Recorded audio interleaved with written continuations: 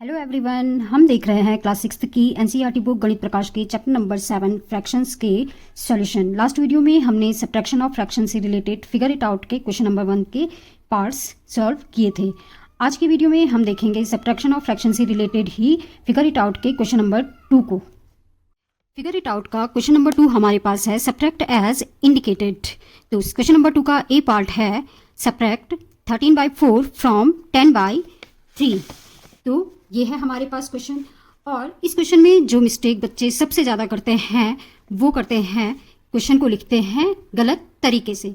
जैसे कि यहाँ पे क्वेश्चन दिया हुआ है सब्ट्रैक्ट 13/4 फ्रॉम 10/3, और बच्चे इसे लिख लेते हैं कि जो पहले नंबर लिखा हुआ है या पहले जो फ्रैक्शन लिखी हुई है उसे लिखेंगे पहले, और बाद में दी हुई फ्रैक्शन को लिखेंगे बाद में, और कर देंगे सब्ट्रैक्ट 10/3 को 13/4 से, जो कि पूरी तरह से गलत है।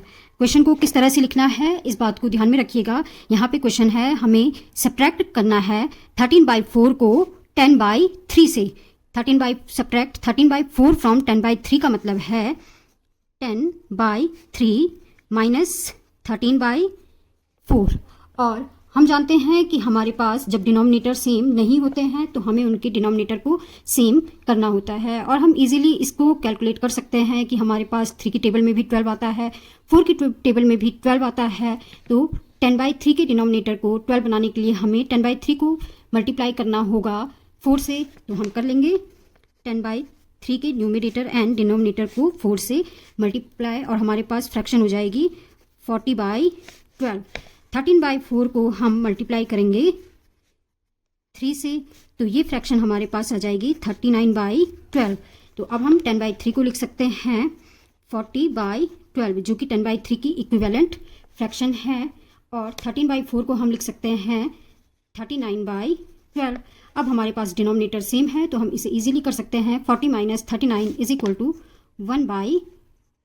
क्वेश्चन नंबर 2 का बी पार्ट है हमारे पास सब्ट्रैक्ट 18/5 फ्रॉम 23/3।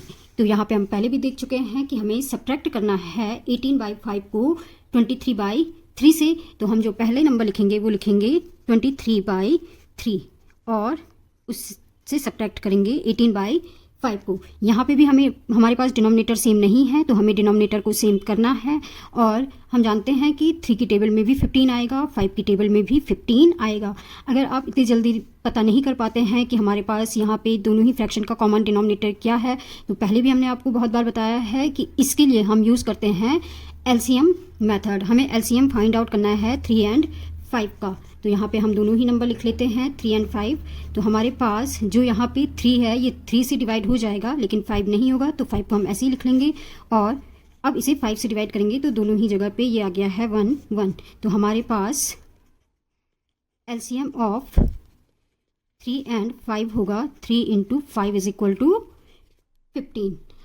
अब यहाँ पे हम 18/5 और 23/3 के इक्विवेलेंट फ्रैक्शन लिख देंगे। तो 23/3 को हम मल्टीप्लाई करेंगे 5 से, तो हमारे पास ये हो जाएगा 5 3 ज़ा 15, कैरी 1, 5 2 ज़ा 10, 11 115 अपॉन 15। 18/5 को हम मल्टीप्लाई करेंगे 3 से, तो ये हो जाएगा हमारे पास 18 3 ज़ा 54 अपॉन 15।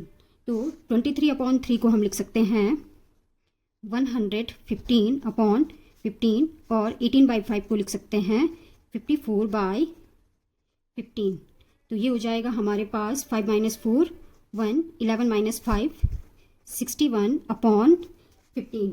और यहाँ पे हम देख रहे हैं कि हमारे पास जो न्यूमरेटर है वो डिनोमिनेटर से बड़ा है, तो हम चाहें तो इसे मिक्स्ड फ्रैक्शन में भी लिख सकते हैं। वैसे तो हम आपको मिक्स्ड फ्रैक्शन बता चुके हैं, लेकिन हो सकता है आप भूल गए हों, तो यहाँ पे हम थोड़ा सा मिक्स्ड फ्रैक्शन के कॉन्सेप्ट को भी रिवाइज कर लेते हैं।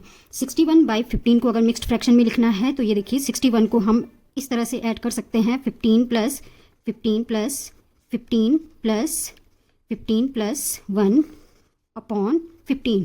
15 + 15 30 + 15 45 + 15 60 + 1 61 अपॉन 15।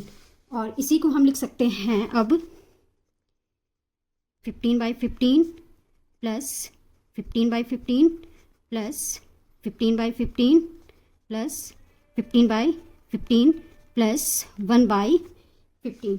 और 15/15 ये हो जाता है हमारे पास 1 + 1 + 1 + 1 + 1/15, या हम लिख सकते हैं इसे 1 2 3 4, यहाँ पे हमारे पास आ जाएंगे ये 4 होल 1/15।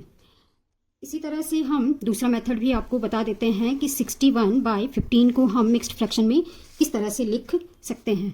तो ये है हमारे पास 61/15। तो यहाँ पे हम करते हैं डिवाइड का कॉन्सेप्ट यूज़। तो हम 61 को डिवाइड कर लेते हैं 15 से, और हम जानते हैं 15 4s are 60, ये हो जाएगा हमारे पास यहाँ पे 1। तो होल आ जाएंगे हमारे पास यहाँ पे 4 रिमाइंडर न्यूमरेटर, और 15 हमारे पास इसमें आ जाएगा डिनोमिनेटर। तो 61/15 को हम लिख सकते हैं मिक्स्ड फ्रैक्शन में 4 होल 1/15। अब हमारे पास क्वेश्चन नंबर 2 का सी पार्ट है, सब्ट्रैक्ट 29/7 फ्रॉम 45/7।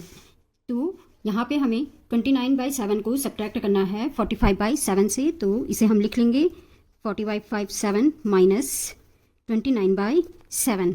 और अब हमारे पास यहाँ पे डिनोमिनेटर सेम है, तो हमें यहाँ पे डिनोमिनेटर को सेम करने के लिए कुछ भी करने की ज़रूरत नहीं है, हम यहाँ पे डायरेक्टली सब्ट्रैक्ट कर सकते हैं। तो ये हमारे पास 15 - 9 = 6, यहाँ पे हो जाएगा 3 3 - 2 = 1 16/7। और हम यहाँ पे देख रहे हैं, यहाँ पे भी हमारे पास न्यूमरेटर बड़ा है डिनोमिनेटर से, तो इसलिए हम इसे मिक्स्ड फ्रैक्शन में लिख सकते हैं। यहाँ पे मिक्स्ड फ्रैक्शन में लिखने के लिए मैं यूज़ कर रही हूँ डिवीज़न मेथड को। तो 16 को हम डिवाइड कर लेंगे 7 से, तो ये हो जाएगा हमारे पास 7 2s are 14, और रिमाइंडर हो जाएगा हमारे पास यहाँ पे 2। तो यहाँ पे हमारे पास होल आ जाएंगे 2 होल 2/7, हम लिख सकते हैं 16/7 को। अगर आपको क्वेश्चन के सॉल्यूशन समझ में आए हो तो वीडियो को लाइक एंड शेयर जरूर करें और चैनल को सब्सक्राइब। Thank you.